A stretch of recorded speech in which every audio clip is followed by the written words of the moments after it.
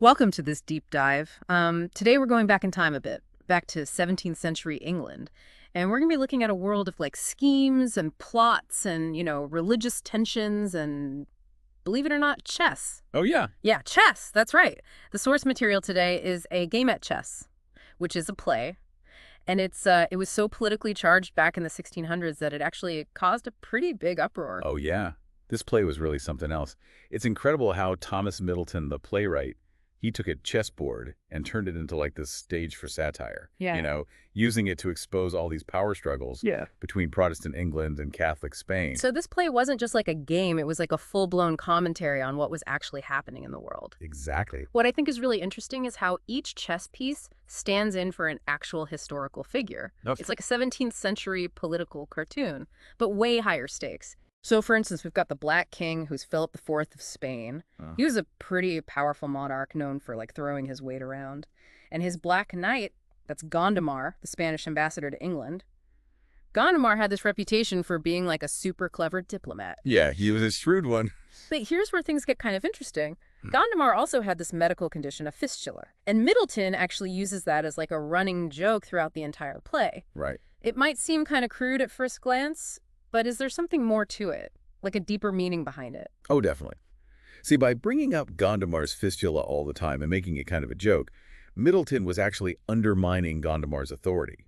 It's like he's saying, hey, this guy's supposed to be this mastermind, but he can't even control his own body. Yeah. Like he's got this weakness. Exactly. And that would really hit home with audiences back then because they were used to using satire to poke fun at powerful people.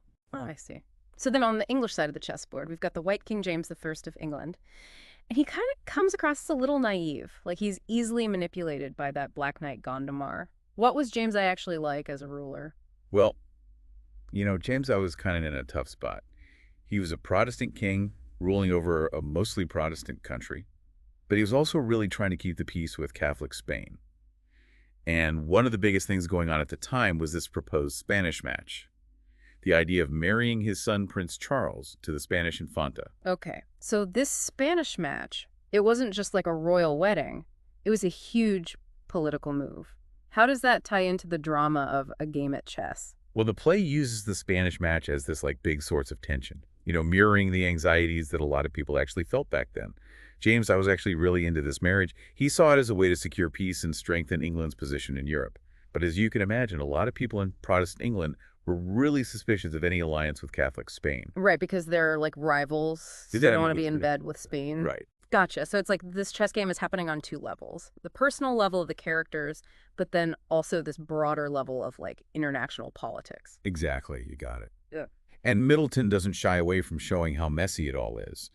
We see the black pieces representing Spain scheming and trying to grab power, but the white pieces representing England, they're not exactly innocent either. It really highlights how political maneuvering, no matter who's doing it, is rarely straightforward or, morally clean. Right. There's no good guys and bad guys in a way. It's all gray. Exactly. It's all about power. Interesting. And what about the other characters? I understand they're bishops on both sides of the chessboard as well. Yes. So we had the white bishop, who likely represents Archbishop Abbott, a staunch Protestant who was very much against the Spanish match. Okay. And then on the black side, we have the black bishop. And he probably symbolizes the Archbishop of Toledo, a major figure in the Catholic Church. So basically the bishops represent the religious tension of that time. It must have been like a tinderbox with Protestantism and Catholicism always clashing. Oh, absolutely. This is a time when your religious identity was like deeply connected to your political allegiance.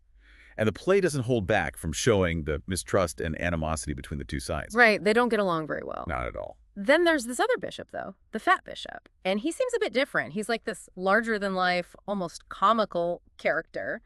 Who does he represent? The fat bishop is actually based on a real person, Antonio de Dominis, the Archbishop of Spalato. He was a Catholic archbishop who first defected to England, but then later decided to go back to Catholicism. Quite a story. Wow, what a flip-flopper. Right. So how does Middleton use him to, like, further his satire? Well, Middleton uses the fat bishop to satirize those religious figures who are more interested in their own personal gain than spiritual matters. He's shown as gluttonous and power-hungry, always scheming for a better position in the church, his desire for advancement, for fancy titles and wealth. It really highlights the hypocrisy that Middleton saw in some parts of the religious world. And it's a critique that still rings true even today. Right. Yeah. People are still interested in power and money. Of course. Yeah.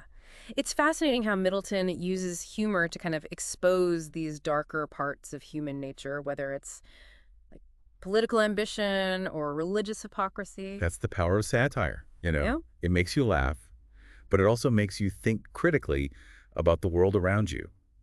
And in A Game at Chess, Middleton takes satire to a whole new level. So tell me more about these satirical jabs. What are some examples that really stand out in the play? Well, one of the most memorable moments is when the Black Knight brags about all the bad things he's done, like how he's been manipulating the White King, smuggling priests into England, and even making money off of selling fake religious relics. Wow. He's proud of it. Yeah, it's like he's bragging about being a master manipulator. Yeah. What does that say about Middleton's overall message? I think Middleton's showing how a lack of morals can come with ambition.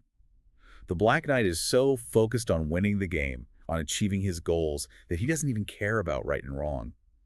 He's proud of his deception, which shows a lack of conscience. And remember, the audience at the time would have known about these events, so they would have understood the real-world connections. Right. So it's like Middleton is holding up a mirror to society, saying, look, this is what's happening and it's not okay. That's pretty bold. I can see why it caused such a stir. Absolutely. A Game at Chess wasn't just entertainment. It was a way to comment on society, to make people think and debate about the politics and religion of 17th century England. It makes you think. It does. So let's dig a little deeper into some of the other characters and themes that Middleton explores. I'm really curious about the Black Bishop's pawn and the White King's pawn. They seem like they're wrapped in mystery. You're right. Those pawns are key to understanding the anxieties and fears of that time. Let's start with the Black Bishop's pawn. He represents Father John Floyd, a Jesuit priest. And Middleton doesn't hold back in showing him as manipulative and corrupt. Okay, so this character plays into that anti-Catholic feeling that was pretty strong in England back then. But why go so far as to show him as corrupt? What's the point of that? Well, it's important to remember that the Gunpowder Plot, the attempt to blow up Parliament in 1605, was still pretty fresh in people's minds. The fear of Catholic plots was very real, and that fear was used by people in power to further their own agendas. So by making the Black Bishop's pawn corrupt, Middleton was tapping into this fear, playing on the existing anxieties about Catholic influence in England. Exactly. He's using this character to show the real dangers of religious fanaticism and how far some people might go to get what they want. And then there's the White King's pawn, who at first seems like a loyal servant to the White King, but then There's that twist, right? His upper garment is removed, and underneath he's wearing black, this big betrayal. Exactly. And most people believe this character represents Sir Toby Matthew, a courtier who was liked by James I, but turned out to be a Jesuit. It's a moment that would shock the audience. I bet this plays into the deep fear of hidden Catholic influence in the English court. It's like Middleton is saying the enemy could be anywhere, even close to the king. It's a powerful message. And the play doesn't stop there. It goes on to suggest that this pawn, influenced by the Black Bishop's pawn, was involved in a plan to smear the White Queen's pawn, who represents the Protestant Church of England. That's a bold accusation, even for satire. It is, and it shows how much distrust and paranoia there was at the time. Remember, this was a period of huge religious and political upheaval. People were looking for someone to blame for all the uncertainty and turmoil. And Middleton, with his sharp wit and understanding of people, captured this feeling perfectly in A Game at Chess. So we've seen that A Game at Chess is much more than just a play. It's a reflection of its time, a commentary on the anxieties and power struggles of 17th century England.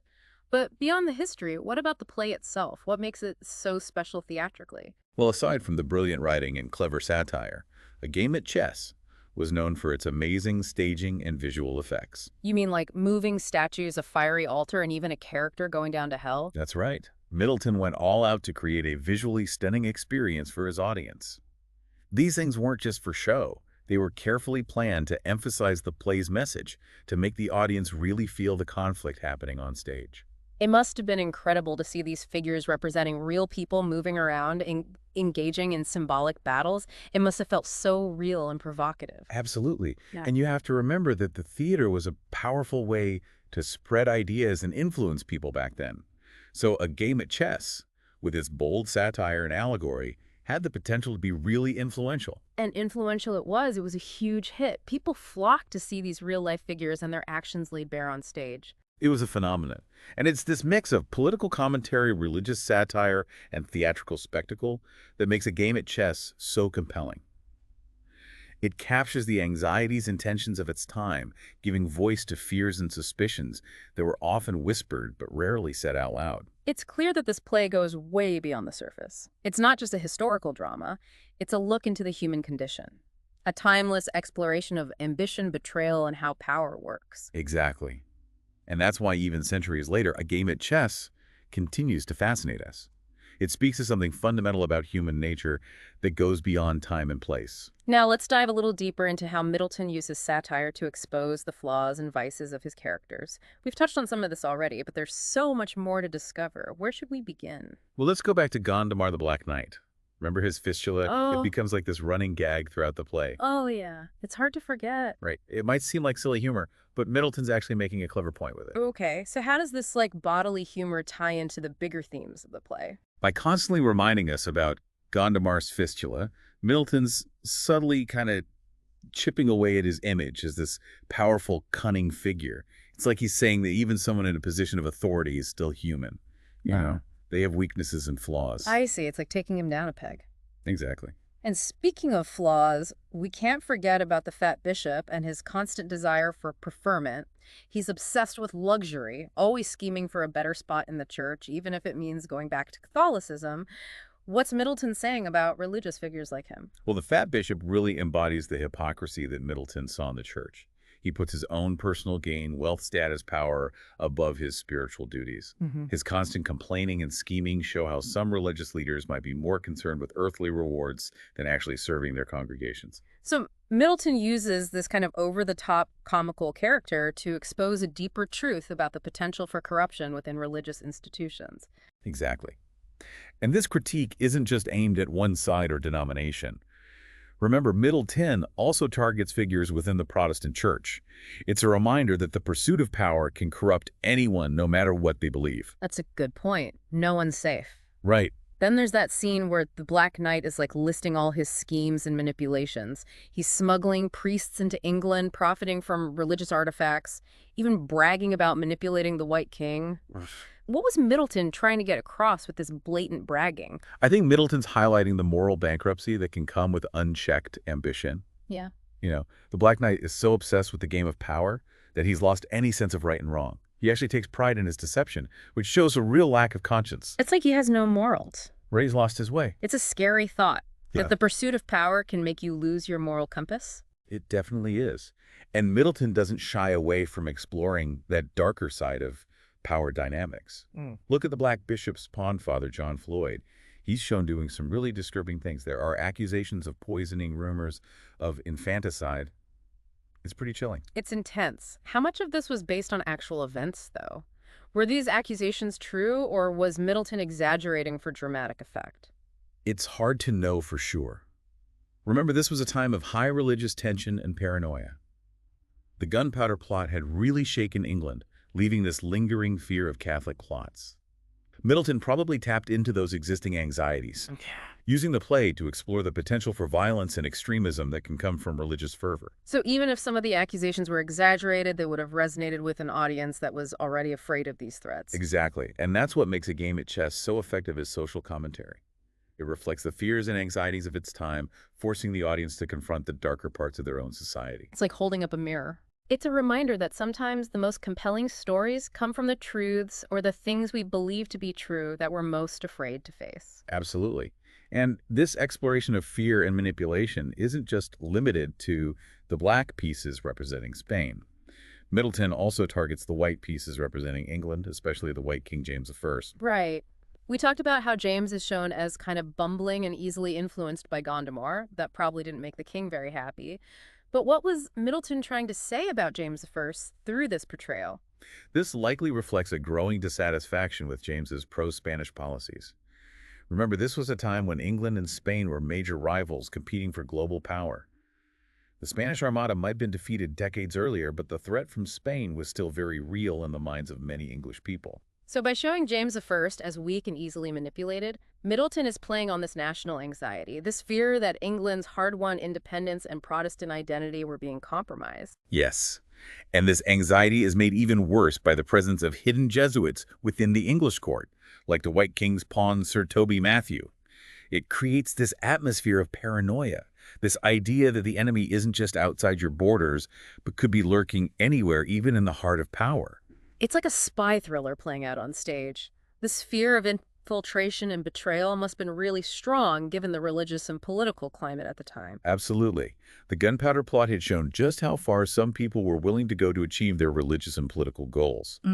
So this fear of hidden Catholic agents secretly working to undermine the Protestant monarchy wasn't totally crazy. Right, it wasn't coming out of nowhere. Exactly. It seems like Middleton's play really plays on these fears, using them to create suspense and intrigue that would keep the audience hooked. Exactly. And this skillful use of dramatic tension is part of what makes A Game at Chess such a brilliant piece of theater. It works on so many levels as a historical drama, a political satire, a psychological thriller. It keeps us guessing, keeps us questioning, and in the end leaves us with more questions than answers. You're right. Even though we see the black pieces defeated and literally thrown into a bag described as the mouth of hell, no less, there's this lingering sense of unease. It doesn't feel like a clean victory. Why do you think Middleton chose to end the play on such an ambiguous note? I think it's because he understood that the game of power never really ends. The forces represented by the black pieces, ambition, greed, religious intolerance. These are human flaws that can show up again and again in different ways throughout history. So even though the white pieces win this particular match, the bigger struggle continues. It's a cycle, a reminder that we always need to be watchful. Precisely. And by using the chessboard as this central metaphor, Middleton emphasizes this cyclical nature of conflict. A chess game can be played over and over with different results each time. It's a brilliant way of suggesting that the battle for power is an ongoing process with no clear winners or losers. This play, even though it was written centuries ago, seems to have a lot to say about the world we live in today. It absolutely does. The themes of ambition, betrayal, and the struggle for power are timeless. They resonate with us just as strongly now as they did in Middleton's time. And that's why A Game at Chess continues to fascinate and provoke us centuries after it was first performed. But beyond these bigger themes, there's also the specific historical context that shapes the play's meaning. We've talked about the religious and political climate of 17th century England, but I'm curious to know more about the play's literary significance. Where does A Game at Chess fit within English Renaissance drama? That's a great question. A Game at Chess is often called a city comedy, which was a popular type of play in London during this period. These plays usually focused on the social and economic anxieties of city life, using satire and humor to expose the foolishness and vices of the growing merchant class. But A Game at Chess seems to go beyond the typical city comedy. It's so political. You're right. It pushes the boundaries of the genre, using this familiar framework of a chess game to comment on matters of national and international importance. And that boldness, that willingness to tackle controversial topics head-on is part of what makes the play so remarkable. And it's also part of what got Middleton in trouble, right? I understand the play was a big hit, but it was quickly shut down by the authorities. Exactly. The play was super popular, and its harsh satire of powerful people, both in England and Spain, made it a target for censorship. After only 9 performances, it was closed down, and Middleton was called before the Privy Council to explain himself. Wow, so this play wasn't just entertainment, it was a cultural phenomenon that challenged those in power. Exactly. It shows how powerful theater can be in making people think, challenging the status quo, and giving a voice to different perspectives.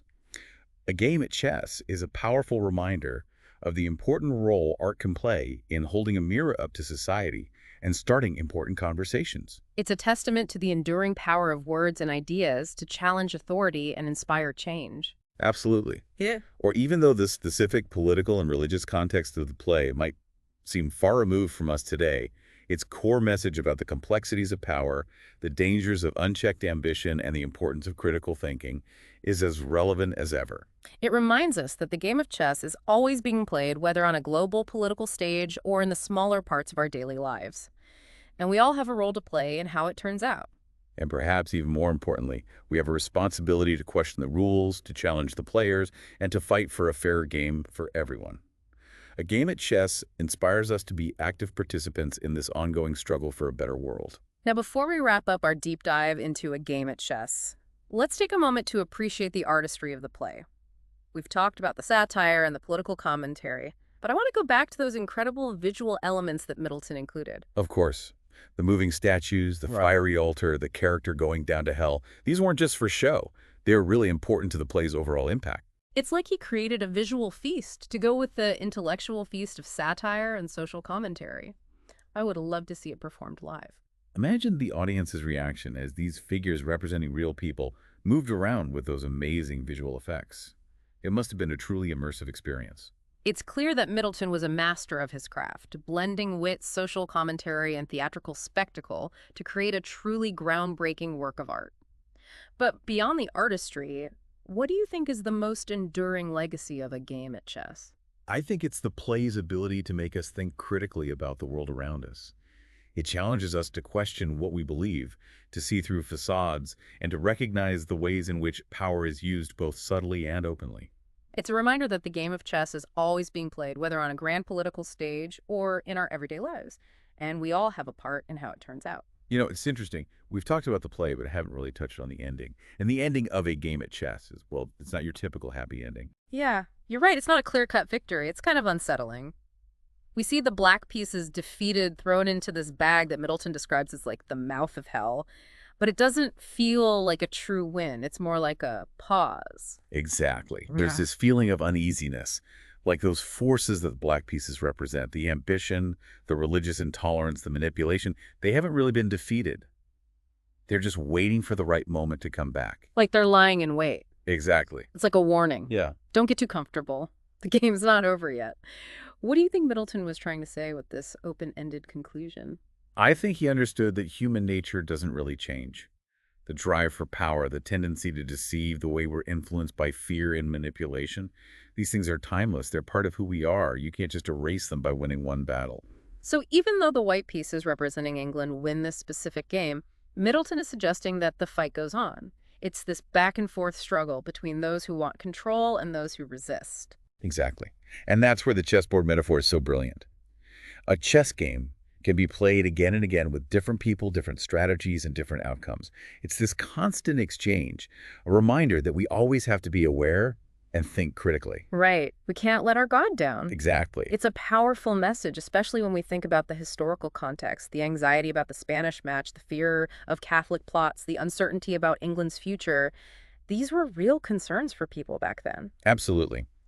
And while those specific anxieties might seem far off to us now, the main themes of the play, the dynamics of power, the allure of ambition, the dangers of deception, they're still so relevant today. We see them everywhere, in politics and social movements, even in our personal relationships. The players and the situations might change, but the game stays the same. Exactly. And that's why a game at chess still speaks to people hundreds of years later. It's not just a historical play. It's a timeless look at human nature and the complexities of power. It makes you think. So for our listeners who are interested in checking out this play, what are some key things to keep in mind as they explore a game at chess? Well, first remember that this play works on many levels.